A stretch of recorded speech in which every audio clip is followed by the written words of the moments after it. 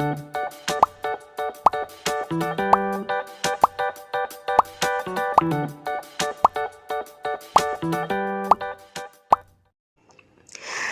hai hai, Assalamualaikum. Masya Allah, tabarakallah.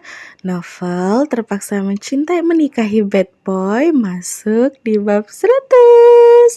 Masya Allah, semoga kalian tetap mau baca terus. Makin semangat baca, makin semangat komen, share, subscribe, segala macam supaya akunya makin semangat buat bacain terus novel ini ya. Selamat menikmati. Shanum terperanjat kaget saat ada yang memanggil namanya saat ia sedang melamun sendirian di tepi kolam renang di belakang rumah. Papa?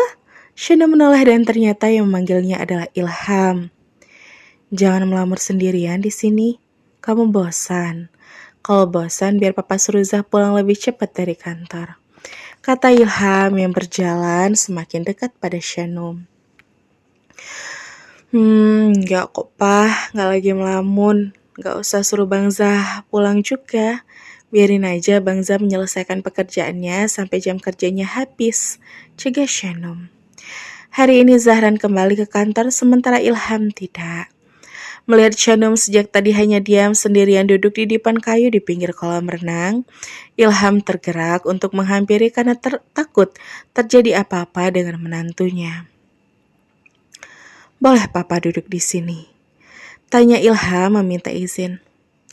Tentu saja boleh, Pak. Silahkan.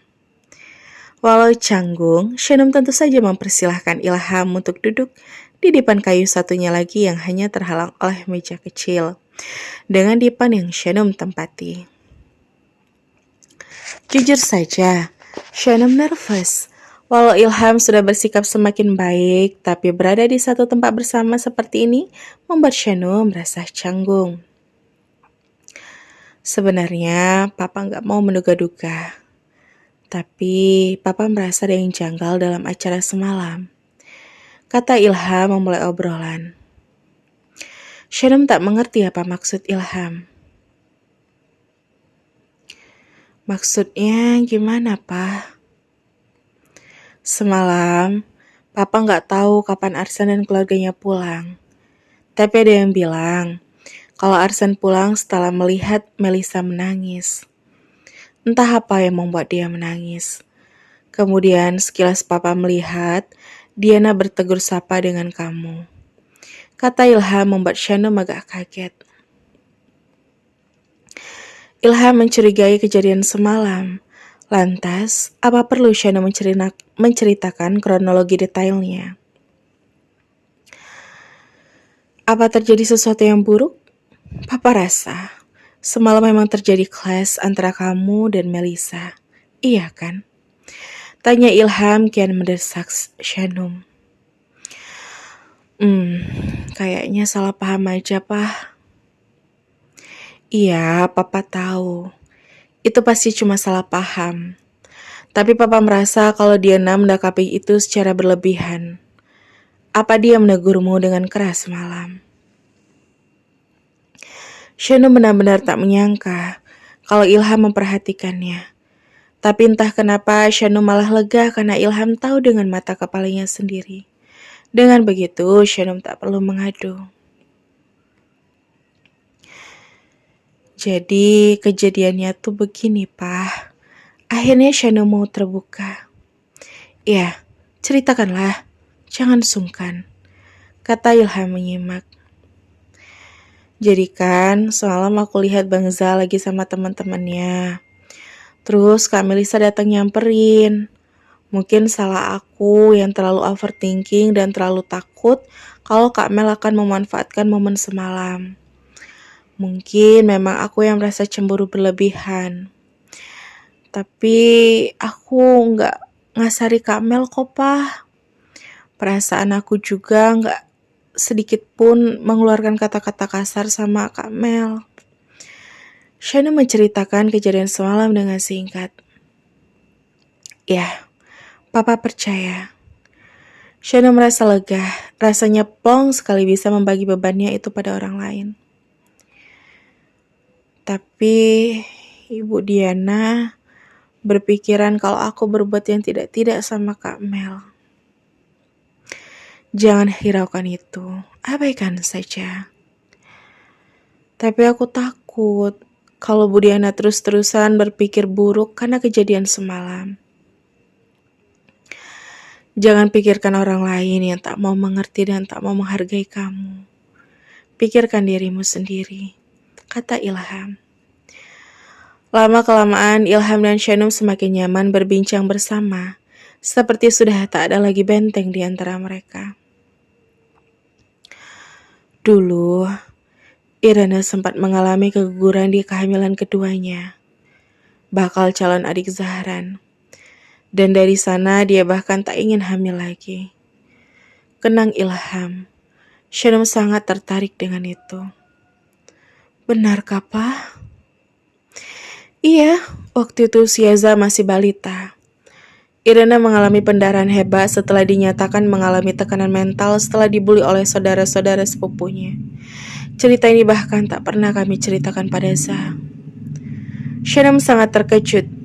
Di samping itu Shanum tak menduga kalau Papa Ilham sudah semakin terbuka dengan dirinya. Itu sebabnya kenapa Papa sangat cemas, Shanum. Papa tak akan membiarkan siapapun membuat dirimu tak nyaman. Apalagi sampai membuat kamu tertekan dan beresiko untuk kehamilan ini.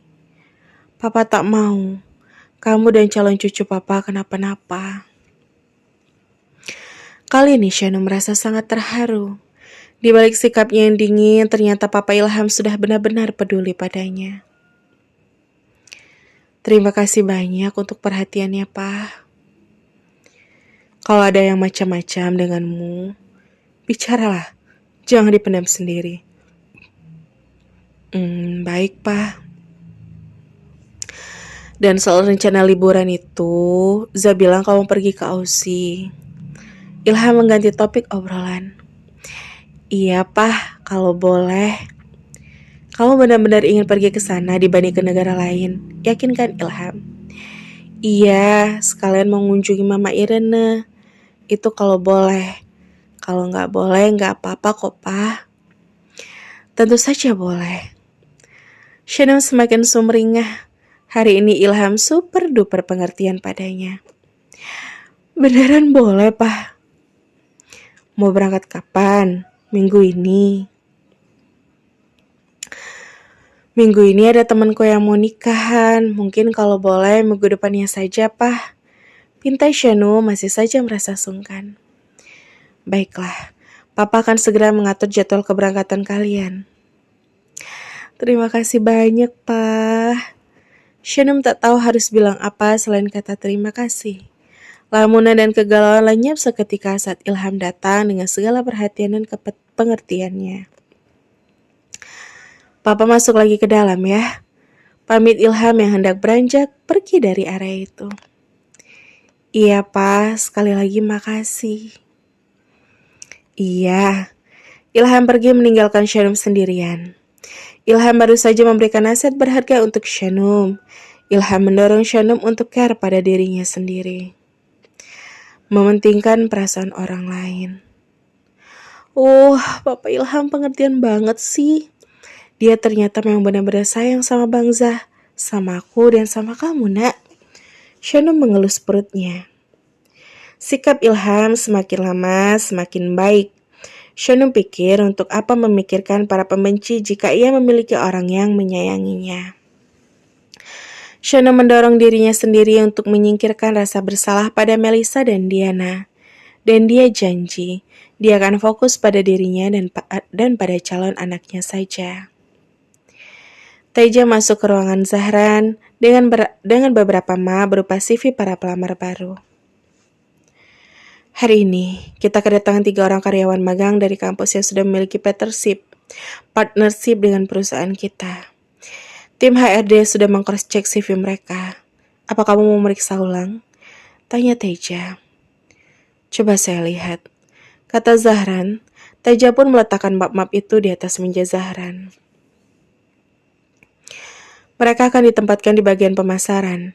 Kebetulan kita sedang kekurangan orang di departemen itu, kata Teja. Zahran hanya membuka dan membaca sekilas sampai matanya gak melotot saat membuka map terakhir. Kita akan menguji kompetensi para mahasiswa magang itu. Semoga mereka bisa berkontribusi di samping mengisi kekosongan di bagian marketing, kata Teja. Sebentar. Tahan Zahran lalu memisahkan map yang terakhir. Kenapa, Zah? Para mahasiswa ini melamar sendiri atas rekomendasi kampus. Atas rekomendasi kampus, Zah. Sudah 10 tahun perusahaan kita dan kampus ini bekerja sama dalam program magang mereka, jawab Teja. Zahran terlihat tak senang. Sebenarnya, siapa pemilik map terakhir yang Zahran buka? Kenapa Zahran terlihat tak suka melihatnya? Astaga, masa gue gak nge kalau gue akan magang di perusahaan bokapnya si Zah? Nares baru saja menelusuri jejak perusahaan tempatnya magang besok. Dia baru sadar kalau dia akan magang di perusahaan musuh bebuyutannya sendiri. Jelang semester akhir di masa kuliahnya, Nares harus menjalani magang sebagai rangkaian akhir jelang penyusunan skripsi di semester terakhirnya. Sial, mana gue udah konfirmasi kalau besok gue siap untuk mulai magang. Sial. Nares terus menggerutu. Tak terbayangkan kalau dia bertemu dengan Zahra nanti. Bisa saja Zahra memanfaatkan momen magang Nares untuk memberi nilai buruk pada Nares. Sialan banget. Kalau gue ketemu si Zah, najis banget nanti gue harus mangut, hormat sambil manggil bos sama dia. Nares tak ada hentinya menggerutu. Tapi dia harus menuntaskan tugas magangnya. Nares juga diwanti-wanti oleh sang ibunda agar tak banyak nawar dan nekat melakukan jalur belakang untuk melancarkan gelar sarjananya. Mungkin hal ini juga lah yang membuat Zahran kaget tadi. Shanum dan Zahran pulang ke apartemen. Aku bingung mau nyari kado buat Aira. Aku kasih kado apa ya? Shanum menepi ke sofa dan menyandarkan punggungnya yang jadi lebih cepat pegal sekarang. Mau gantian ngasih kado baju dinas semalam? Tanya Zahran dengan nada gurauan. Ya juga ya. Tapi selain kado iseng itu, aku juga gak ngasih kado yang akan bermanfaat buat pernikahan mereka nanti. Kita kasih tiket liburan ke Bali aja, usul Zahran. Wah, ide bagus tuh. Tadinya sih aku mau ngasih cooking set, soalnya Aira tuh hobi masak. Terserah kamu aja. Tapi Aira tuh pernah bermimpi juga mau pergi ke Bali. Ya udah deh, kita kasih tiket liburan ke Bali aja kalau gitu. Oke, itu udah sama akomodasinya kan Bang? Iya, udah sama kamar hotel. Oke deh. Kini Shanum sudah semakin lega karena sudah menemukan kado untuk pernikahan bestinya. Oh iya, semalam abang kaget karena kayak ada getaran-getaran halus di perut kamu. Apa kamu sering merasakan itu juga? Iya loh, belakangan ini mulai ada yang gerak-gerak dari dalam perutku bang. Gerakannya emang halus, tapi aku makin ngerasain kehadiran anak kita di sini. Saut Shanum dengan girang. Check up selanjutnya kita udah bisa lihat gendernya kan? Zahran begitu asyik mengelus-ngelus perut istrinya sembari berharap merasakan lagi getaran seperti semalam. Insya Allah, semoga aja kata dokter Niar, kalau posisi janin kadang menyulitkan untuk memantau jenis kelamin si jabang bayi. Dan walaupun di minggu ke-16 sudah bisa dilihat, tapi idealnya bisa dipastikan di minggu ke-18 sampai minggu ke-20. Sekarang udah masuk minggu ke-berapa? Ke-18 kayaknya. Duh, gak kerasa ya, udah mau 5 bulan aja. Sehat-sehat ya kalian? Iya bang. Oh iya, ada yang bikin kaget di kantor hari ini. Kaget apa tuh? Besok kantor akan kedatangan beberapa mahasiswa magang. Dan salah satunya adalah si kampret sialan. Tiba-tiba suasana hati Zahran berubah begitu mengingat Nares. Kok abang bicara kasar begitu? Ya gimana ya? Entah kebetulan atau memang dia sengaja mau ditempatkan di perusahaan kita biar bisa ngerecoki abang lagi. Siapa sih? Emangnya siapa yang mau magang di kantor besok? Si Nares. Mendengar nama itu, Shanum juga jadi tercengang. Wah, dua musuh bebuyutan yang sulit untuk akur itu akan dipertemukan di dalam kantor yang sama. Yang satu sebagai bos dan yang satunya lagi sebagai karyawan magang. Apa kantor akan aman? Apa kondisi kantor akan kondusif? Shanum malah jadi tidak yakin. Tim HRD sudah menerima lamarannya. Besok dia mulai magang. Tapi penasaran juga sih, apa dia akan bersikap kurang ajar kalau kita ketemu di kantor besok. Tapi abang harus tetap profesional. Ya, semoga aja Bang Naris juga mematuhi semua aturan sebagai karyawan magang. Harap Shanum, walau benar-benar tak yakin. Lihat aja, abang kan kasih dia penilaian terburuk, biar tau rasa dia. Nggak boleh gitu juga. Nilainya disesuaikan kinerja dia sama attitude-nya. Abang harus menilai secara objektif. Tapi aku yakin sih, kalau Bang Nares pasti akan bersikap profesional di kantor nanti. Lihat aja besok.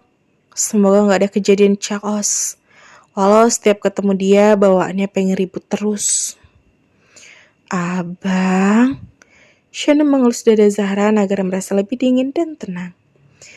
Istighfar, ingatkan Shanum. Zahran sadar dan menuruti istrinya. Astagfirullah. Jangan memancing dan jangan terpancing, oke? Ingat loh, kamu harus bisa semakin dewasa. Kamu ini calon ayah loh.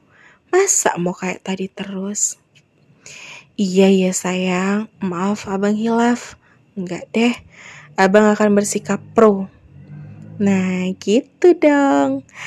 Entahlah, apa mungkin Nares bisa bersikap sebagai bawahan di hadapan Zahran? Kita lihat saja besok. Dan bersembang. Sampai ketemu di bab selanjutnya ya.